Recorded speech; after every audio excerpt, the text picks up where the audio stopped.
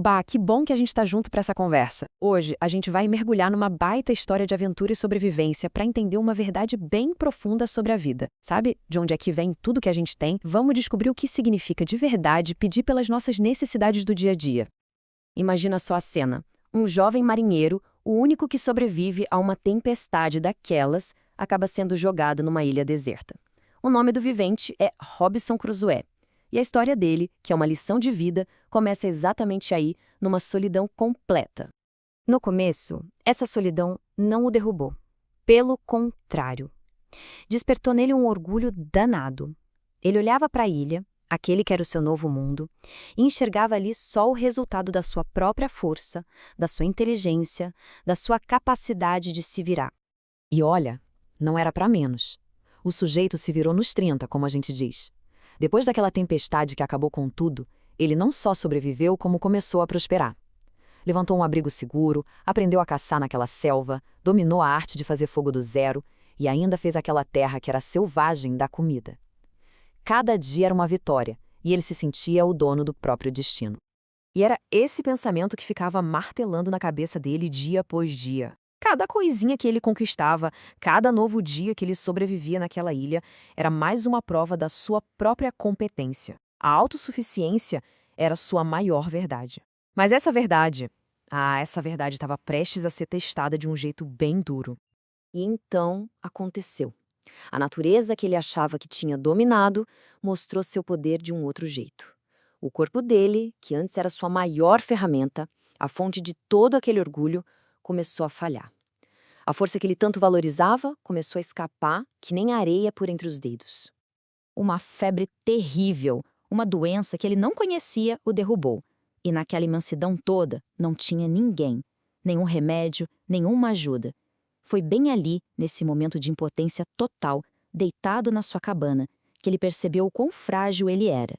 E foi ali, no fundo do poço, que ele abriu a Bíblia que tinha conseguido salvar do navio, procurando uma força que ele agora entendia, nunca viria dele mesmo. Essa história do Crusoe nos joga uma pergunta na cara, né? A gente olha para as nossas conquistas, para o nosso trabalho, para as nossas coisas e pensa, poxa, isso tudo fui eu que consegui. Mas será mesmo? Essa certeza toda é real ou é uma ilusão parecida com a do nosso amigo náufrago? Para a gente achar a resposta, vamos dar uma olhada no que as escrituras dizem. A resposta para essa pergunta tão fundamental está na mesma fonte que Robinson Crusoe encontrou no seu momento de maior necessidade. A sabedoria vem das Escrituras, mais especificamente de um hino muito antigo, um salmo, que fala sobre a grandeza e a bondade de Deus. Foi essa oração que o Robinson aprendeu a fazer, não por obrigação, mas por pura necessidade. Depois de tanto tempo naquela ilha, ele finalmente entendeu o que o salmista queria dizer com isso. Ele sacou que, mesmo quando se sentia o homem mais sozinho do mundo, os olhos de toda a criação, inclusive os dele, estavam voltados para cima, esperando o sustento, que não vem do nosso próprio esforço. O Salmo 145 nos revela umas 4 verdades bem importantes.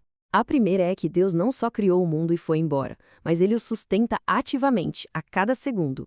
A segunda é que absolutamente tudo que existe, da menor plantinha ao ser humano, sabendo disso ou não, depende dele para viver. A terceira, que a própria organização do mundo, sabe? As estações, a chuva, o sol, tudo isso é o jeito que Deus usa para nos dar o que a gente precisa. E por último, que as ações dele são sempre uma mistura perfeita de justiça e bondade, algo que a gente vê de forma muito clara na cruz. Então o contraste fica bem claro, né? É direto. A nossa tendência natural é pensar como Crusoe no começo, só um homem capaz. Mas a verdade que a Bíblia mostra é radicalmente diferente.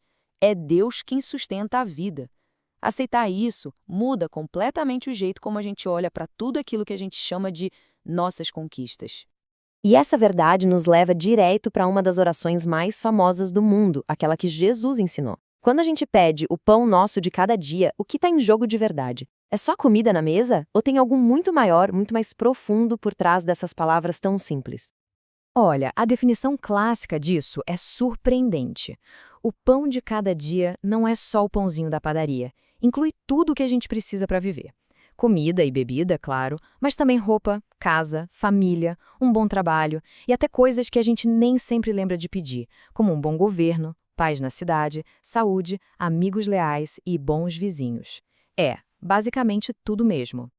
Diante dessa ideia tão ampla do que é o nosso pão, a gente chega a duas conclusões que não tem como escapar. Dois pontos centrais. O primeiro, a gente depende completamente de Deus para absolutamente tudo na vida, do ar que a gente respira até a estabilidade do nosso país. E o segundo, o próprio Jesus nos ensinou e nos incentivou a pedir por todas essas bênçãos terrenas, o que é um reconhecimento de que Ele é um Pai que cuida de todos os detalhes. Bueno, se a gente entende que tudo vem de Deus, do ar que a gente respira até a paz na vizinhança, a pergunta muda, né? Não é mais como eu consigo mais coisa, mas sim como é que eu respondo a tanto cuidado. Como viver essa verdade no nosso dia a dia? A resposta, meu amigo, começa com uma palavrinha: gratidão.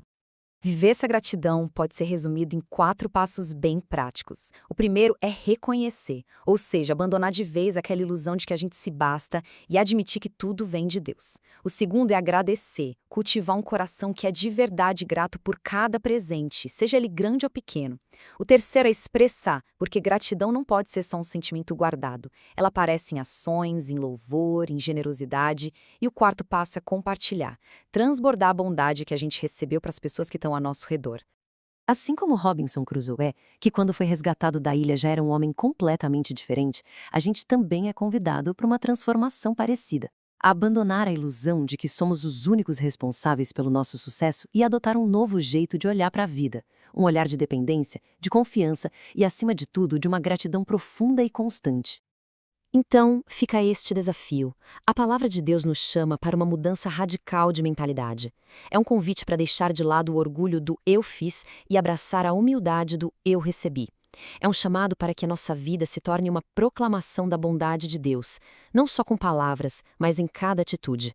A questão que fica é: a nossa vida anda proclamando o quê? Para quem sentiu o impacto dessa análise e quer se aprofundar ainda mais no assunto, tem um material completo esperando. É só clicar no link que está na descrição para baixar o PDF completo.